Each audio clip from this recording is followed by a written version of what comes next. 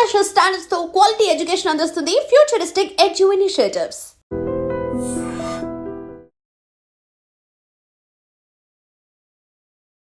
నమస్తే, welcome to I dream social spotlight with కవిత.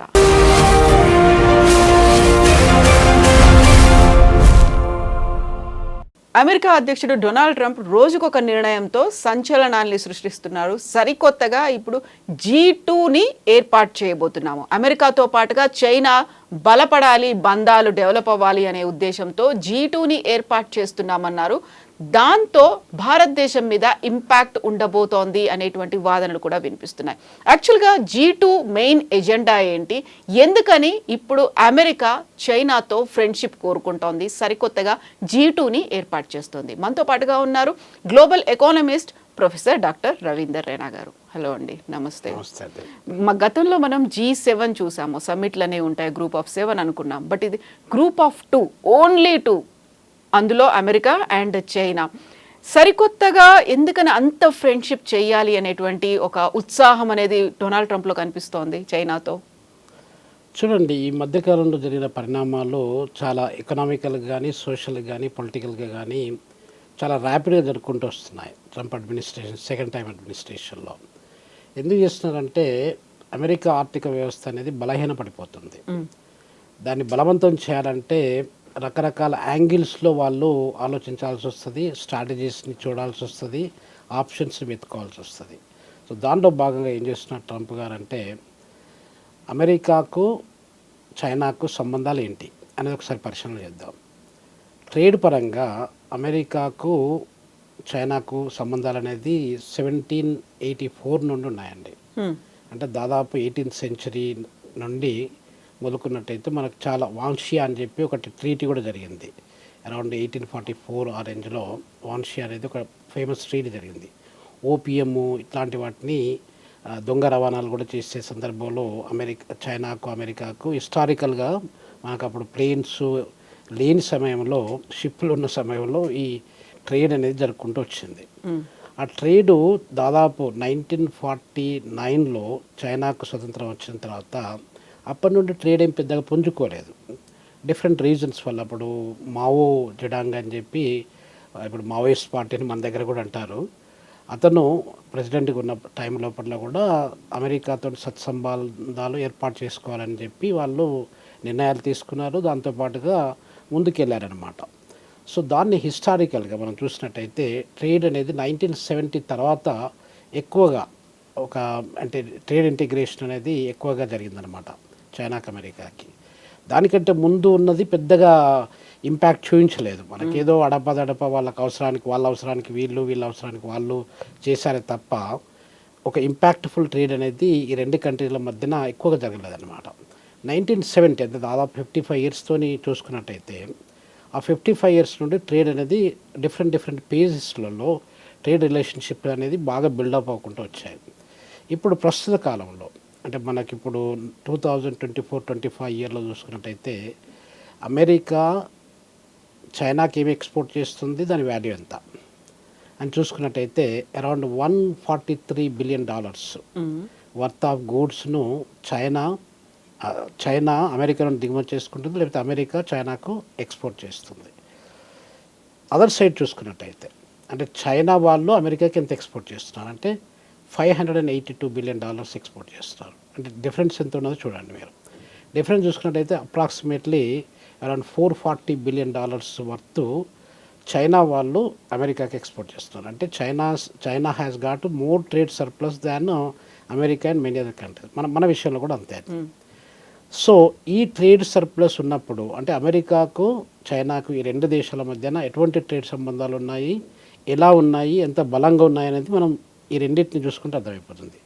అంటే trade balance surplus ఎవరికి ఎక్కువ ఉంది అంటే చైనాకు ట్రేడ్ సర్ప్లస్ అమెరికాతో ట్రేడ్ చేయడం వల్ల ఎక్కువ ఉందండి. సో ఈ అంటే చైనాకు మంచి జరుగుతుంది అమెరికా కంటే ఎక్కువగా. సో ఇప్పుడు చైనా అంటే అమెరికాకు కూడా మంచి జరుగుతుంది. ఎందుకు మంచి జరుగుతుంది అంటే రకరకాల గూడ్స్ అండి, అది పెట్రోకెమికల్స్ కావచ్చు, ఫార్మాసిటికల్స్ కావచ్చు, కెమికల్స్ కావచ్చు, జెమ్స్ కావచ్చు, మన రకరకాల కమోడిటీస్, మైనింగ్ ప్రోడక్ట్స్ కావచ్చు, ఇవన్నీ కూడా అమెరికాకు చైనా ఎక్స్పోర్ట్ చేస్తూ వస్తుంది. ఇలా చేయడం వల్ల చాలా చీప్ కమోడిటీస్. చైనాలో కూడా మనకు 4-5 డిఫరెంట్ టైప్స్ ఆఫ్ కమోడిటీస్ ఉంటాయండి. క్లోతింగ్ కావచ్చు, ఆర్నమెంట్స్ కావచ్చు. ఆ 4-5 కేటగిరీస్లలో ఫస్ట్ 2 కేటగిరీస్ లో ఇన్కమ్ కంట్రీస్ కంటే ఆఫ్రికాకి, ఇండియాకి, వేరే ఇంకా ఇతరత్ర డెవలపింగ్ కంట్రీస్కి పంపించే గూడ్స్. 3-4-5 కమోడిటీస్ అనేది డిఫరెంట్ లెవెల్స్లో లగ్జరీస్ కమోడిటీస్ కూడా ఎక్స్పోర్ట్ చేస్తూ ఉంది. ఇప్పుడు నేను అమెరికాకు దాదాపు 2014-2015కి వెళ్ళినప్పుడు నేను నార్త్ కెరోలినా స్టేటు రాలేలో I was the visiting professor. North Carolina state యూనివర్సిటీలో విజిటింగ్ ప్రొఫెసర్. అక్కడ నేను కొన్ని బట్టలు కొనుక్కుందామని చెప్పి వెళ్ళానండి. బెల్ట్ కొనుక్కుందామని వెళ్ళాను. ఏం కొనుక్కున్నాను? చైనీస్ ప్రోడక్ట్స్ కొనుక్కున్నాను. Chinese belt made in China ఉంది, మామూలు బట్టలు కూడా మేడ్ ఇన్ చైనా ఉన్నాయి. వాటిని కొనుక్కున్నాను. ఎక్కడ కొనుక్కున్నాను? అమెరికాలో కొనుక్కున్నాను. అమెరికన్ ప్రోడక్ట్స్ కాదు అవి. సో అలా చూసుకున్నట్టయితే ఆ ట్రేడ్ అనేది చాలా వేగంగా పుంజుకుంది. అతి పెద్ద మొత్తంలో ట్రేడ్ ఇప్పుడు ప్రపంచంలో ఉన్నటువంటి చైనాకు జరిగే ట్రేడ్లో చూసుకున్నట్టయితే మేజర్ పార్ట్నర్ ఎవరంటే మళ్ళీ అమెరికా, యూరోపియన్ యూనియన్, ఏషియన్ అని చెప్పి association of south East Asian nations అని మనకు ఒక యూనియన్ ఉంది ఇక్కడ, ట్రేడ్ యూనియన్ అంటారు దాన్ని. అది మనం ఇండియా భాగం కాదు దానిలో. ఏషియన్ కంట్రీ అనేది head by or led by China. Indonesia ఉంది, ఫిలిప్పైన్స్ ఉంది, అట్లాంటి కంట్రీస్ ఏషియాను సౌత్ ఈస్ట్ ఏషియన్ నేషన్స్ కలిపి ఒక యూనియన్ను ఫామ్ చేసుకున్నారు. వాళ్ళు కూడా చైనాతో ఎక్కువ పెద్ద మొత్తంలో ట్రేడ్ చేసుకుంటున్నారు. అంటే దాదాపు చైనాలో జరిగే ట్రేడ్లో చూసుకున్నట్లయితే అరౌండ్ 16-17% ట్రేడ్ అనేది ఈ ఏషియన్ కంట్రీస్కు చైనాకు మధ్యన జరుపుకుంటూ వస్తుంది. తర్వాత రెండో పెద్ద మేజర్ ట్రేడింగ్ పార్ట్నర్ ఎవరు అంటే అమెరికా. అమెరికా అరౌండ్ 15% ట్రేడ్ చేసుకుంటుంది. అంటే 15% అంటే మీకు అప్రాక్సిమేట్లీ $582 బిలియన్ అని చెప్పాను మరి ఇప్పుడే. అంత పెద్ద మొత్తంలో ట్రేడ్ జరిగే దేశాలు ఏవి లేవన్నట్టు. మన ఇండియా తీసుకోండి. ఇండియాకు చైనాకు ఎంత ట్రేడ్ జరుగుతుందంటే లెస్ దాన్ 4%. అంటే చైనాలో జరిగే మొత్తం ట్రేడు 100 రూపీస్ అనుకున్నట్టయితే మనం 4 రూపీస్ వర్త్ ఆఫ్ గూడ్స్ మాత్రమే మనము వాళ్ళ దగ్గర ట్రేడ్ చేస్తున్నాం. అప్రాక్సిమేట్లీ మనం ఇంతకుముందు జరిగిన అది డిస్కషన్లో కూడా మనం ప్రీవియస్ ఇంటర్వ్యూస్లో కూడా డిస్కస్ చేసాం ఈ పాయింట్. అప్రాక్సిమేట్లీ చైనాకు భారతదేశానికి $100 బిలియన్ ట్రేడ్ సర్ప్లస్ వాళ్ళకు ఉంది, డెఫిసిట్ మనకుంది. మనము అరౌండ్ $13 బిలియన్ మనము వాళ్ళకి ఎక్స్పోర్ట్ చేస్తే వాళ్ళు $114 బిలియన్ వరకు మనకు వాళ్ళు ఎక్స్పోర్ట్ చేస్తున్నారు చైనా వాళ్ళు. సో ఇది మొత్తం ఓవరాల్గా చైనా యొక్క ట్రేడ్ స్టాటిస్టిక్స్ని చూసి పరిశీలన చేసినట్టయితే ఎవరెవరు మేజర్ ట్రేడింగ్ పార్ట్నర్స్ అంటే వీళ్ళండి. యూరోపియన్ యూనియన్ కూడా చేస్తుంది. యూరోపియన్ యూనియన్ 12-13% అలా చేస్తుంది అనుకోండి. అయితే ఇప్పుడు ఈ అడ్వాంటేజ్ అనేది రెండు దేశాలకు ఉన్నాయి. ట్రేడ్ చేయడం వల్ల అడ్వాంటేజ్, ఎందుకంటే చైనా వాళ్ళు అంటే అమెరికా వాళ్ళు ప్రొడ్యూస్ చేయని కమోడిటీస్ని చైనా వాళ్ళకు తక్కువ రేట్లో వాళ్ళు ఎక్స్పోర్ట్ చేస్తున్నారు కాబట్టి వాళ్ళకు అనుకూలంగా ఉంది, వీళ్ళకు కూడా అనుకూలంగా ఉంది. కాకపోతే ట్రేడ్ సర్ప్లస్ డెఫిసిట్ చూసుకున్నట్టయితే చైనా వాళ్ళకి ఎక్కువగా వాళ్ళకి అడ్వాంటేజ్ ఉందన్నమాట. సో ఇది జరుపుకుంటూ వస్తుంది. ఇప్పుడు ఏం జరుగుతుందంటే ఈ ట్రంప్ మొదటిసారి ఆయన పరిపాలనలోకి వచ్చినప్పుడు 2018లో మధ్యన బైడెన్ ఒకరే వచ్చారు. బైడెన్ కంటే ముందు 2018 నుండి 21-22 మధ్యలో మనకు ట్రంప్ గారు ప్రెసిడెంట్ అయ్యారు. ప్రెసిడెంట్ అయినప్పుడు ఇమ్మీడియట్గా ఏం చేశారు అంటే చైనా మీద ఒక ట్రేడ్ వార్ ప్రకటించారనమాట. Tariff war. ఇప్పుడు మనకు ఇండియాకు అమెరికాకు కూడా ఈ ట్రేడ్ వార్ అనేది జరుపుకుంటూ వస్తుంది గత 3-4 నెలల నుండి. అదే ట్రేడ్ వార్ని అప్పుడు కూడా సేమ్ టెండెన్సీ ట్రంప్ గారిది. ఎలాంటి వెపన్స్ను మనం యూజ్ చేసుకోవచ్చు, ఏ రకంగా మన ట్రేడ్ పార్ట్నర్స్ను దెబ్బ కొట్టవచ్చు, వాళ్ళు మన మాట వినకపోతే వాళ్ళని ఏ రకంగా చెవు పిండి మనం ఏ రకంగా వాళ్ళను ఒప్పించవచ్చు అనే స్ట్రాటజీతోని అప్పుడు కూడా ఫస్ట్ ఆయన ట్రేడ్ వార్ స్టార్ట్ చేశారు. అంటే దాదాపు మీరు 2016 నుండి చూసుకున్నట్టయితే, అంటే దాదాపు 9-10 ఇయర్స్ నుండి చూసుకున్నట్టయితే కవిత గారు, చైనా అనేది రెండవ మేజర్ ఆర్థిక వ్యవస్థ ప్రపంచం మొత్తం మీద చూసుకున్నట్టయితే. ఇంకా వేరే బలమైన దేశము చైనా కంటే ఎక్కువ లేదు. ఇప్పుడు చైనా ఉన్ను అమెరికా రెండు కలుపుకుంటే almost 45% of the total income of the world is in 2 countries అండి. చూడండి, అంటే 45% నియర్లీ 50%. 50% ఆర్థిక వ్యవస్థ అనేది రెండు దేశాల మధ్యనే ఉంది. అటువంటిది చైనాను ఐసోలేట్ చేయడానికి అమెరికా సర్వ విధాలుగా ప్రయత్నం చేసింది ట్రంప్ ఫస్ట్ అడ్మినిస్ట్రేషన్లో. చేసినప్పుడు వాళ్ళకి యుద్ధ వాతావరణం అప్పటి నుండే అది కంటిన్యూ అవ్వకుండా వచ్చింది. బైడెన్ టైంలో కూడా పెద్దగా మేజర్ చేంజెస్ ఏం రాలేదు. డెమోక్రటిక్ గవర్నమెంట్, రిపబ్లిక్ గవర్నమెంట్ రెండు కూడా చైనాను ఐసోలేట్ చేయాలి. ఎందుకంటే ఐసోలేట్ చేయాలనుకున్నారంటే వాళ్ళు కవిత గారు, చైనా ప్రపంచంలో ఒక మేజర్ ఆర్థిక వ్యవస్థగా ఎదగడానికి ముందుకు వెళ్తుంది, చాలా స్పీడ్గా ముందుకు వెళ్తుంది. అది అమెరికా అనేది దాదాపు 154 సంవత్సరాల నుండి ప్రపంచంలో పెద్ద ఆర్థిక వ్యవస్థగా పేరు తెచ్చుకున్నటువంటి కంట్రీ. ఆ కంట్రీ యొక్క పొజిషన్ అది లూజ్ అవుతుందంటే ఎవరికి నచ్చుతుంది చెప్పండి? వాళ్ళు జీర్ణించుకోలేకపోయారు. సో కాబట్టి అంటే 2016 కంటే ముందు ఎప్పుడైతే జపాన్ రెండో వ్యవస్థగా ఆర్థిక వ్యవస్థగా ఉంటుండేది, దాన్ని కిక్అవుట్ చేసి చైనా టాప్ 3 టాప్ 4 ఎకనామీస్లో వస్తుందో అప్పటి నుండే అమెరికన్స్కి భయం పట్టుకుంటూ వచ్చింది. సో దాంట్లో భాగంగా ఇప్పుడు మొత్తం ప్రపంచ ఆర్థిక వ్యవస్థను చూసుకున్నట్టయితే కవిత గారు, మనకు $100 ట్రిలియన్ ఇన్కమ్ ఉందనుకోండి. $100 ట్రిలియన్ మనకు అప్రాక్సిమేట్లీ 26% అమెరికన్స్ కాంట్రిబ్యూట్ చేస్తున్నారు, నియర్లీ 19% చైనీస్ కాంట్రిబ్యూట్ చేస్తున్నారు. మీరు ఆలోచించండి. అంటే ఇప్పుడు నేను చెప్పిన 45% క్యాలిక్యులేట్ చేసినట్టయితే 45% రెండు ఎకనమీలు వస్తుంది. థర్డ్ లార్జెస్ట్ ఎకనమీ ఏదండి? జర్మనీ. ఎంత కాంట్రిబ్యూట్ చేస్తుంది? <4%. మనం కూడా <4% కాంట్రిబ్యూట్ చేస్తాం, 3.5% ఆ విధంగా కాంట్రిబ్యూట్ చేస్తాం. అంటే మనకు చైనాకు వాళ్ళు 19 చేస్తే మనము 4% దగ్గరలో ఉన్నాం. అంటే ఇట్లాంటి డీవియేషన్స్ ఉన్నప్పుడు పెద్ద ఆర్థిక వ్యవస్థలు ఎవరు అంటే అమెరికాను, చైనా మాత్రమే. సో ఈ రెండు ఆర్థిక వ్యవస్థలను ఒకరు టిట్ ఫర్ టాట్, ఏ రకంగా మనల్ని ఒకరిని దెబ్బతీసినట్టయితే వాళ్ళు మళ్ళీ తిరిగి కోలుకోకుండా వాళ్ళని మనము ఏ రకంగా కంట్రోల్ చేసుకోవచ్చు అనే ఉద్దేశంతో చేసుకుంటూ వస్తాం. ఇప్పుడు గ్రూప్ ఆఫ్ 2 అనేది మనం బలపడదాము అనే ఉద్దేశంతో పెట్టుకుంది కదా. మీరు వాడికి ఒకదాని మీద ఒకటి దెబ్బ తీయడానికి అంటే కాంట్రాస్ట్ కనిపిస్తుంది కదా, ఎలా యాక్సెప్ట్ చేస్తుంది చైనా అయినా? అదే దాంట్లో భాగంగా కవిత గారు ఇప్పుడు లేటెస్ట్ డెవలప్మెంట్స్, మొన్న ట్రంప్ గారు ఒకటి అపెక్ మీటింగ్ అని వెళ్ళారు. అది Asia Pacific economic committee economic summit south కొరియాలో జరిగింది జస్ట్ ఒక 1 వీక్ బ్యాక్. దాంట్లో చైనాకు కొంచెము సపోర్టివ్గా మొన్నటి వరకు అంటే ఒక ఫ్యూ మంత్స్ బ్యాక్ చైనా అంటే మళ్ళీ సేమ్ అదే టెండెన్సీ, అంటే 2018 ఫస్ట్ అడ్మినిస్ట్రేషన్లో ఏమైతే చేశాడో ట్రంప్ గారు అగైన్స్ట్ చైనా, అదే టెండెన్సీని మళ్ళీ తీసుకొచ్చాడు అనమాట.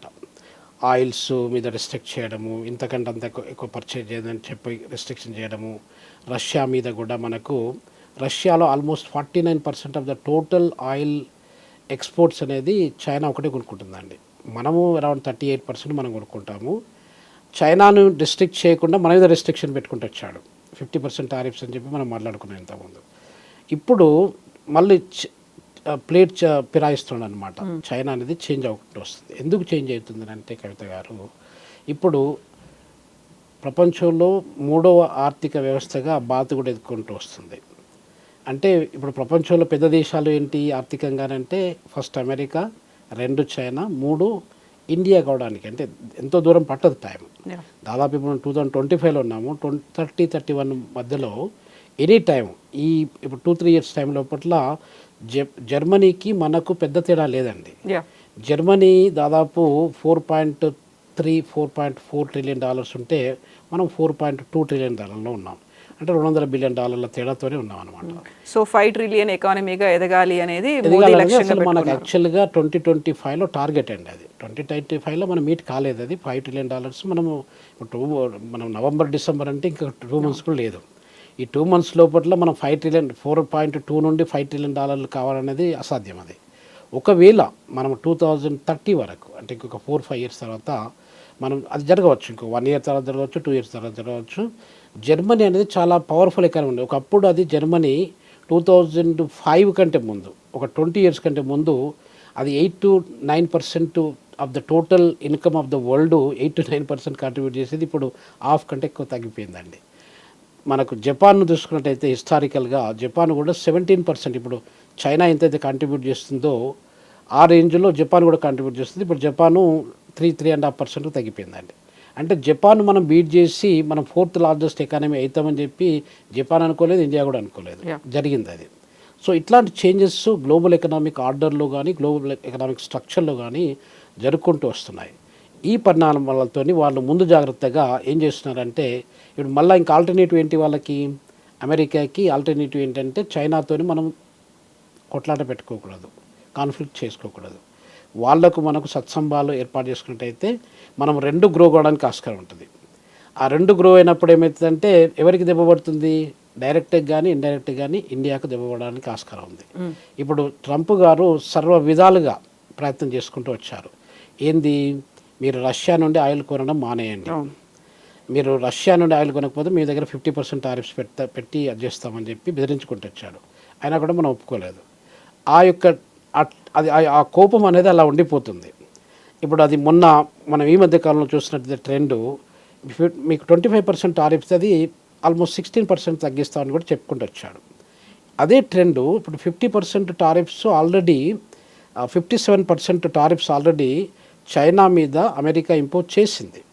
వాళ్ళు ప్రస్తుతం వాళ్ళ ఎక్స్పోర్ట్ వాల్యూని చూసుకున్నట్టయితే ఆ ఎక్స్పోర్ట్లో 57% టారిఫ్స్ చైనా వాళ్ళు అమెరికాకు పే చేస్తున్నారు. ఇప్పుడు అది ఈ మధ్య కాలంలో ఈ యొక్క G2 అని చెప్పి మీరు చెప్పారు కదా, ఆ G2లో భాగంగా మనము ఏదైనా డిస్ప్యూట్స్ ఉన్నా ఏదైనా మిస్అండర్స్టాండింగ్ తేల్చుకోవాలి. సో కాబట్టి మనం కొట్లాట పెట్టుకోవడం ఎందుకు అని చెప్పి ఆయన రియలైజ్ అయ్యాడు. తర్వాత అక్కడ ఉన్న ఎకానమిస్టులు కూడా, అక్కడ ఉన్న పొలిటికల్ అనలిస్టులు కూడా ఇదే విషయం చెప్పుకుంటూ వచ్చారు. మనము కొట్లాట పెట్టుకొని సాధించేది ఏం లేదు చైనాతోనే. China is going to be the major economy in the old world in no time. ఇంకొక 5-10 yearsలో బై 2040లో China become the largest economy in the old world. America second కావచ్చు, మనం సెకండ్ కావచ్చు. That's what we need to wait and see. ఇప్పుడు ఈ పరిస్థితుల్లో మనం పెద్ద పెద్ద ఆర్థిక వ్యవస్థలను గొడవపెట్టుకుంటే మనకేమొస్తుంది? ఏం రాదు కదా. So let us grow together, let us unite together as a G2 country అని చెప్పి. G2 కంట్రీ అనేది ఒక కాన్సెప్ట్ లేదు ఇప్పటివరకు. మనం ఇప్పుడు G8 కంట్రీస్ అనేది ఉంటున్నది, రష్యా G8 కంట్రీస్ అనేది G7 ఉండేది ఫస్ట్ స్టార్టింగ్లో 1970s ఆ రేంజ్లో. G7 స్టార్ట్ అయిపోయి G8 రష్యాని కూడా దానిలో బాగా తీసుకున్నారు, మళ్ళీ రష్యాని తీసేశారు. సో ఇప్పుడు మళ్ళీ G7 ఉన్నాయన్నమాట. G7 ఉంది, G20 కూడా ఉంది. G20లో మనము కూడా మెంబర్సమే, సౌత్ ఆఫ్రికా కూడా మెంబరే, ఈ రకంగా చూసుకుంటే ఇండోనేషియా కూడా మెంబరే. సో ఇట్లా G20 అనేది, G2 అనేది ఏది లేదండి. G2 మనము క్వాడ్ గురించి కూడా ఇంతకుముందు డిస్కస్ చేసాము. క్వాడ్రిలాటరల్ డైలాగ్ అని చెప్పి 4 countries, India, America, Japan, Australia, ఇవి అలా ఉన్నాయి. కానీ బట్ G2 అనేది ఇది ఒక కొత్త కాన్సెప్ట్. ఎందుకు తీసుకొచ్చారంటే మనము ఇద్దరము ఒకటి, లెట్ us యునైట్.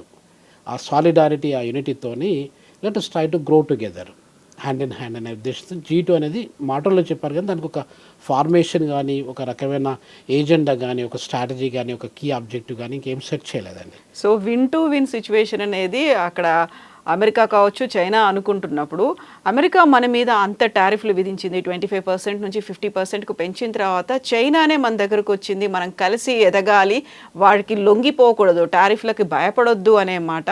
మన భారతదేశాన్ని ఒక ఏనుగుతో పోలుస్తూ ఎలిఫెంట్ అండ్ డ్రాగన్ రెండూ కలిసి ముందుకు వెళ్ళాలి అనేటువంటి మాట చైనా చెప్పింది. At the same time America కూడా చెప్తోంది చైనా వల్ల భారతదేశానికి ముప్పు ఉంది, చైనా న్యూక్లియర్ టెస్టులు చేస్తోంది అనేది. రెండు దేశాలకి డబుల్ స్టాండర్డ్స్ అనేవి కనిపిస్తున్నాయి కాబట్టి భారతదేశం మీద ఆబ్వియస్గా ఇంపాక్ట్ ఉండబోతుంది. భారతదేశం ఎలాంటి రోల్ ప్లే చేస్తుంది అంటారు? స్ట్రాటజీ ఎలా ఉండబోతుంది? చూడండి, ఈ రెండు దేశాలు కూడా మనకు ముందు ఎప్పుడైనా కూడా వాళ్ళు మనకు ఆప్త మిత్రులు, వాళ్ళ మీద మనం నమ్మకం పెట్టుకోవచ్చు, వాళ్ళ మీద మనం డిపెండ్ కావచ్చు. ఏదన్నా కష్టకాలంలో వీళ్ళు మా దోస్తులు, వీళ్ళను మనం ఎప్పుడంటప్పుడు నమ్మొచ్చు, వాళ్ళ డోర్ నాక్ చేసి ఈ హెల్ప్ మాకు కావాలని చెప్పి అడగచ్చు అనేది అయితే కనిపించట్లేదండి. హిస్టారికల్గా మనం చూసుకున్నట్టయితే చైనాకు మనకు ముందు నుండి సంబంధాలు, ఇప్పుడు చైనా, ఇండియా అనేది పర్మనెంట్ నైబర్స్. ఈరోజు మీకు నాకు నచ్చకపోతే మనం ఉన్న కరెంటు ఏరియాలో జూబ్లీహిల్స్లో కానీ, లేకపోతే బంజారాహిల్స్లో కానీ ఇక్కడ నుండి మీకు నచ్చకపోతే ఇంకెక్కడికైనా వెళ్ళిపోవచ్చు. కానీ చైనా మనల్ని వదిలేసి వెళ్ళిపోలేదు, ఇండియా చైనాను కూడా వదిలి వెళ్ళలేదు. మనం పర్మనెంట్ నైబర్స్, అన్అవాయిడబుల్గా కలిసి ఉండాల్సిందే. సో వాళ్ళతోని మన ఇద్దరము అంటే చైనా, ఇండియా రెండు దేశాలు కలిసి కట్టుగా పనిచేసినట్టయితే ప్రపంచాన్ని అంతా శాసించవచ్చు. ఇప్పుడు మనకు America is going to be nothing. ఇప్పుడు చైనా, ఇండియా రెండు కలిసినట్టయితే ఆర్థిక పరంగా almost we're going to be equal to అమెరికాకు దగ్గరలో వస్తాం. అంటే పర్ఫెక్ట్గా దగ్గరలో కాకుండా బట్ రిలేటివ్లీ దగ్గరలోకి వస్తాము. ఒకరోజు కాకపోతే ఒకరోజు, ఇంకా వచ్చే 2-3 years లోపల we will be more than what America is today. అది ఎప్పుడు జరుగుతుంది? ఇద్దరు లీడర్స్ కానీ, రెండు దేశాలు కానీ వచ్చి వాళ్ళ ఇప్పుడు బార్డర్ డిస్ప్యూట్స్ ఉన్నాయండి మనకు. వాళ్ళకి 38,000 square kilometers ఆఫ్ ల్యాండ్ను, మన భారతదేశ ల్యాండ్ను చైనా వాళ్ళు ఆక్రమించుకున్నారు. సో ఈ డిఫరెన్సెస్ 38,000 అంటే ఎంత అయింది? దాదాపు ఒక 50-60 సింగపూర్ కంట్రీస్ని దానిలో పెట్టచ్చు మీరు. కువైట్ లాంటి దేశాలని 2-3 దేశాలను అలా పెట్టచ్చు. ఖతార్ లాంటి దేశాలను కూడా ఎన్నో దేశాలు పెట్టచ్చు. మారిషస్ లాంటి దేశాలని కూడా దాదాపు 20 మారిషస్ దేశాలని మనము ఆ భూభాగంలో పెట్టచ్చు. అంటే అంత భూభాగాన్ని వాళ్ళు ఆక్రమించుకున్న తర్వాత కూడా మనం ఇప్పటివరకు ఆ డిస్ప్యూట్స్ సెటిల్ చేసుకోలేదు. అరుణాచల్ ప్రదేశ్ మాది, లడఖ్లో ఉన్నటువంటి జమ్మూ కాశ్మీర్ మాది. ఈ మధ్యకాలంలో రకరకాలుగా 4-5 ఇయర్స్ మనం చూసుకున్నట్టయితే వాళ్ళు రకరకాలుగా ఏదో ఒకటి మనల్ని స్టిమ్యులేట్ చేయడము, అగ్రెసివ్గా మన బార్డర్ విలేజెస్ని ఆక్రమించుకోవడం ఇవన్నీ చేసుకుంటూ వస్తున్నారు. ఇవి కాకుండా ఒక బార్డర్ ప్రాపర్గా ఫిక్స్ చేసుకొని, మన బార్డర్ మన ల్యాండ్ ఎంత అనేది మనకు తెలుసు, వాళ్ళకు తెలుసు. అది ఫిక్స్ చేసుకొని ఆ బార్డర్ డిస్ప్యూట్స్ని క్లియర్గా మనం సాల్వ్ చేసుకొని ట్రేడ్ పరంగా ఇంతకుముందు నేను చెప్పినట్టుగా వాళ్ళకంటే మనకు తక్కువ అడ్వాంటేజ్ ఉంది. అంటే వాళ్ళకు మనకు $100 బిలియన్ ట్రేడ్ సర్ప్లస్ చైనీస్కి ఉంది. అంటే ఎవరికి చైనా గ్రో కావడానికి ఎవరు హెల్ప్ చేస్తున్నారు? భారతదేశం హెల్ప్ చేస్తుంది. అది వాళ్ళు గుర్తించాలి. గుర్తించి ఈ డిఫరెన్సెస్ డిస్ప్యూట్స్ ఏదైతే ఉన్నాయో అవి మనం సెటిల్ చేసుకొని మనము ఈ రకంగా మనం కలిసి పని చేసుకోవాలి అని చెప్పి ఇద్దరు ఒకటైనట్టయితే అమెరికాను మనం శాసించవచ్చు, ప్రపంచ దేశాలన్నింటిని కూడా మనం శాసించవచ్చు. కాకపోతే అది సాధ్యమయ్యే పరిస్థితులు అయితే కనిపించట్లేదు. సాధ్యం ఎప్పుడైతుందండి? ఇప్పుడు ట్రస్ట్ ఇంపార్టెంట్. ఆ ట్రస్ట్ అనేది ఈ 2 దేశాల మధ్యన పరిపూర్తిగా లేదు. ఇప్పుడు మనకు లాస్ట్ టైము 1.5 months బ్యాక్ మనకు అక్కడ షంఘై కార్పొరేషన్ ఆర్గనైజేషన్ అనేది మీటింగ్ జరిగింది. మోడీ గారు అక్కడికి వెళ్ళారు. సో అప్పుడు అట్లాంటి సందర్భంలో ఏదైనా డిస్ప్యూట్స్ ఉన్నప్పుడు ఏదైనా separate bilateral meeting, bilateral agreements అని చేసుకున్నట్టయితే మన 2 దేశాలు కలిసికట్టుగా ఒక 1-2 days కూర్చొని మాట్లాడుకుంటే సెటిల్ అయిపోతాయి. ఎంత బద్ధ శత్రువు అయినా కూడా కవిత గారు మనము ఒక మిస్అండర్స్టాండింగ్స్ క్లియర్ చేసుకొని ఆ అండర్స్టాండింగ్ తెచ్చుకున్నట్టయితే అందరం కూడా మళ్ళీ ఫ్రెండ్ కావడానికి ఆస్కారం ఉంటుంది.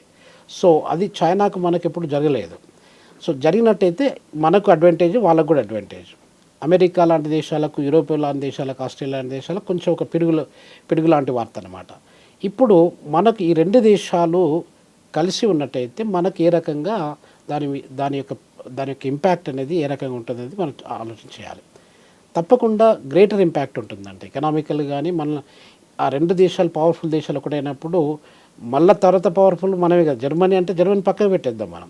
మన తర్వాత ఏంటి పవర్ఫుల్ అంటే ఇప్పుడు చైనా వాళ్ళు ప్రయత్నం చేస్తారు ఇండియా మీద దెబ్బ కొట్టాలని చెప్పి, అమెరికాకు కూడా వాళ్ళు ప్రయత్నం చేస్తారు ఇండియా మా మాట వినట్లేదని చెప్పి. సో ఇట్లాంటి సందర్భంలో ఎవరికి ఎక్కువ దెబ్బ పడుతుంది అంటే ఇండియా మీద పడుతుంది. సో కాబట్టి మనము తూచి అడిగేసి ఇద్దరి మధ్యన కూడా డిప్లొమాటిక్ రిలేషన్షిప్స్ను మెయింటైన్ చేయాల్సిన అవసరం ఉంది. సో ఆ విషయంలో మనం ఆచితూచి అడిగేయాల్సిన అవసరం చాలా ఉందండి.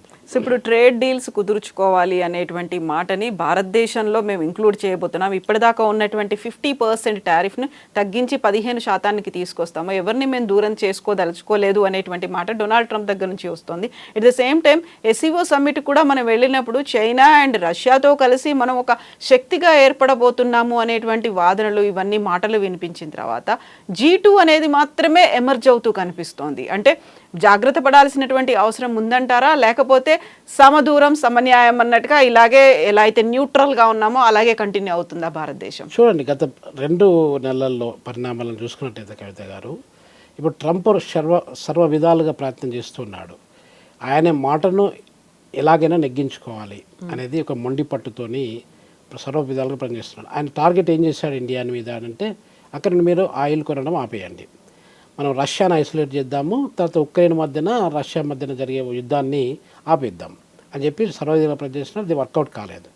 వర్కౌట్ కాకపోతే ఇండియాకును ఇప్పుడు అమెరికాకు ఆ సంబంధాలు అనేది డీవియేట్ అయిపోకుంటూ వస్తున్నాయి.